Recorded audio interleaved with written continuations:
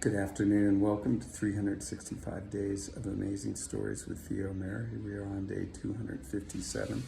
I'm continuing the story of Nur al-Din Ali ibn Bakkar and the slave girl Shams al-Nahar from 1001 Arabian Nights.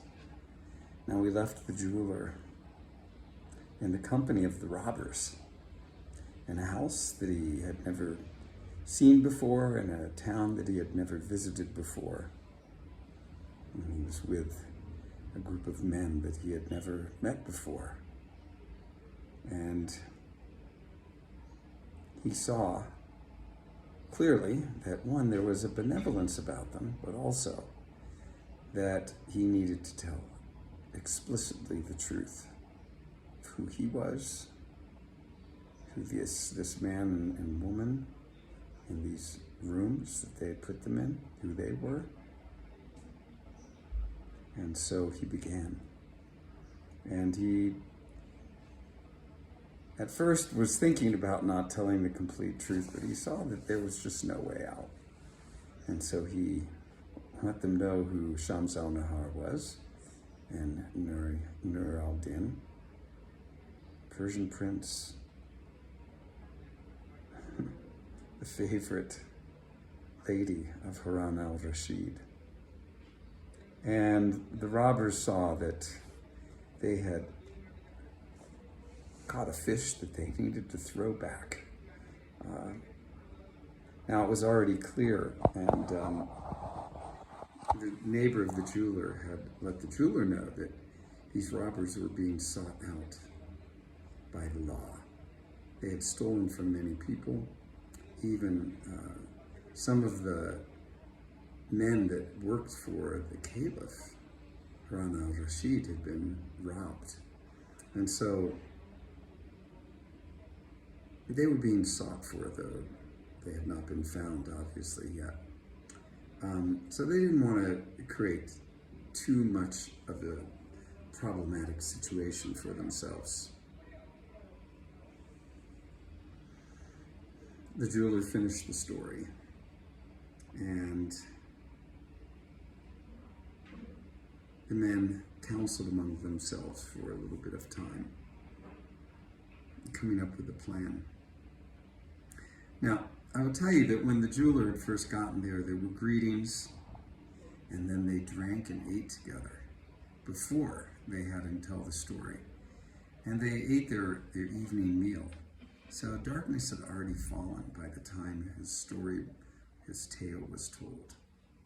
And at that point in time, Nur al-Din and Shams al-Nahar were let out of their separate rooms.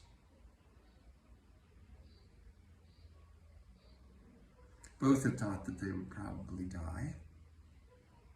Both were faint, weak from the experience they had just gone through. And they wondered what was next as they were let out. Though seeing the jeweler, they felt some relief, but also some puzzlement as to what would happen next. A head robber, so it seemed, went to them and told them, "You must follow us now." Said the same to the jeweler. Now through the door they went, out of the house. They made their way through the streets, a small procession. And these robbers, by all appearances, looked like normal men at this point in time. It was only when they covered their faces with a mask that it was clear they were up to something dishonest and irreputable. Well, they made their way through the streets until they came to the river.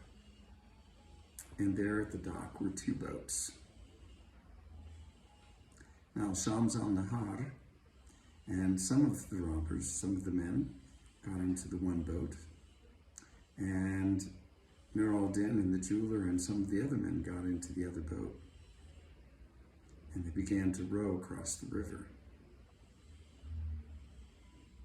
Row they did for quite some time. Eventually they got to the other side, and they disembarked. Now there were two men still hanging onto the boats. They pulled them up onto shore just a short ways. And they were speaking some words to each other, and the men, the robbers, were figuring out where to go next. And as they were doing this, out of the darkness, they could hear the sounds of horses headed their way, and they heard the sounds of voices. Now, as they had crossed that river, they had torches on the boats to illuminate things. They could not really see what was coming toward them, but the riders could see easily this group of people that was there on the shore. As they heard the hoof beats upon the dirt, robbers immediately abandoned their, captives about to be released. They jumped onto the boats, pushed off from shore, and began to row as quickly as they could across.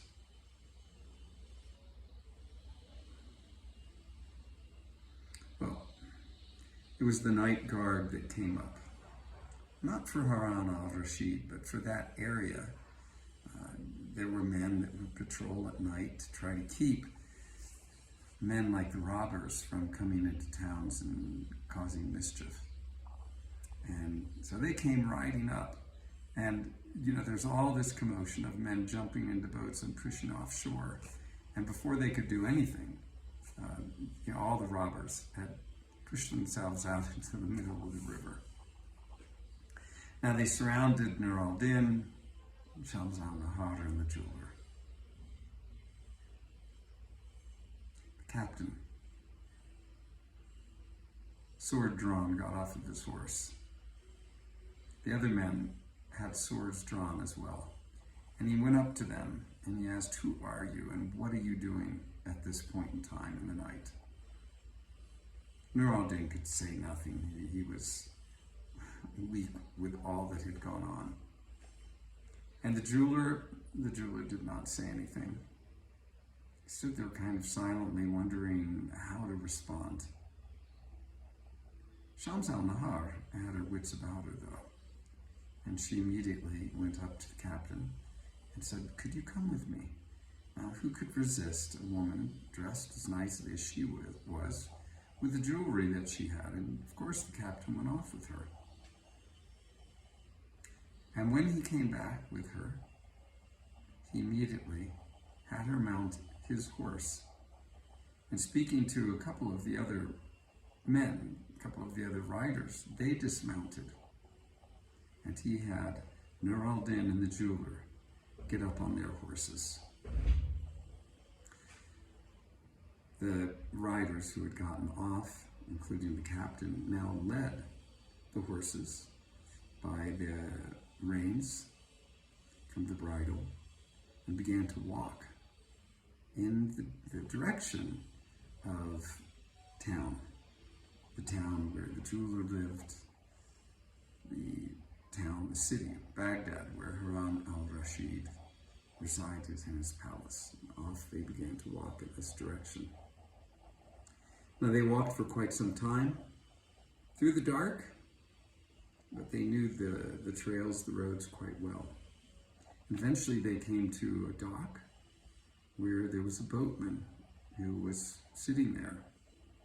And into that boat, the captain of the guard had Shams al-Nahar enter.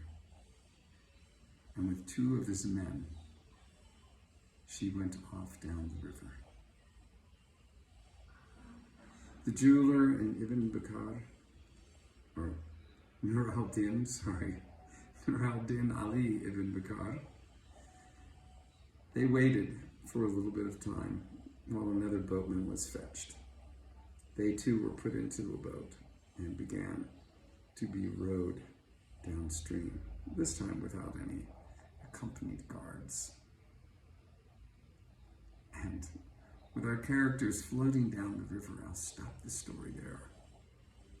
And we'll see now what fate has in store for them next. Okay, thanks for joining. Have a good rest of your day.